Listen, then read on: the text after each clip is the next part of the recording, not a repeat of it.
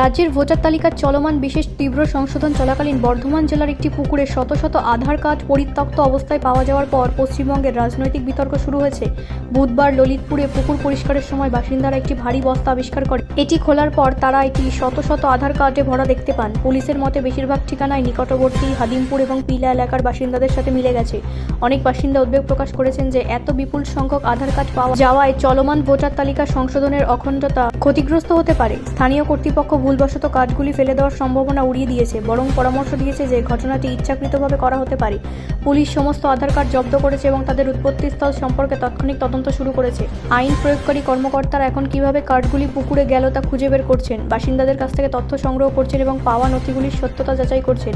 এই আবিষ্কার ক্ষমতাসীন তৃণমূল কংগ্রেস এবং বিজেপির মধ্যে রাজনৈতিক অচল অবস্থা তৈরি করেছে, যেখানে পরবর্তীরা এই আবিষ্কারকে চলমান এসআইআর প্রক্রিয়ার সাথে যুক্ত করেছে।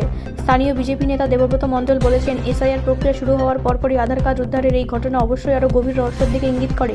দলীয় নেতৃত্বকে অবহিত করা হবে। বিজেপি পশ্চিমবঙ্গে ইউনিটও তাদের অফিসিয়াল সোশ্যাল মিডিয়ায় বিষয়টি উত্থাপন করেছে, ইঙ্গিত করে যে কার্ডগুলির উপস্থিতি দুর্নীতির ইঙ্গিত দেয়। দলটি ভোটার তালিকা সংশোধনে আরও স্বচ্ছতা এবং রাজ্য সরকারের কাছে ব্যাখ্যা দাবি করেছে যে কীভাবে এই ধরনের নথিপত্র এভাবে ফেলে দেওয়া যেতে পারে। তৃণমূল বিধায়ক তপন চ্যাটার্জি ঘটনাস্থল পরিদর্শন করেছেন এবং ভিন্ন দৃষ্টিভঙ্গি উপস্থাপন করেছেন।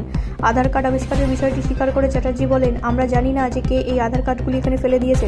কর্তৃপক্ষ এই অনুশীলন বন্ধ করার আগে এগুলি আগে ফি দিয়ে তৈরি করা নকল কার্ড হতে পারে। বিধায়ক চ্যাটার্জি এসআইআর প্রক্রিয়া ঘিরে বিতর্কের জন্য বিজেপির ওপর দায় চাপিয়েছেন। ব্যুরো রিপোর্ট, রাষ্ট্রীয় প্রসার বাংলা।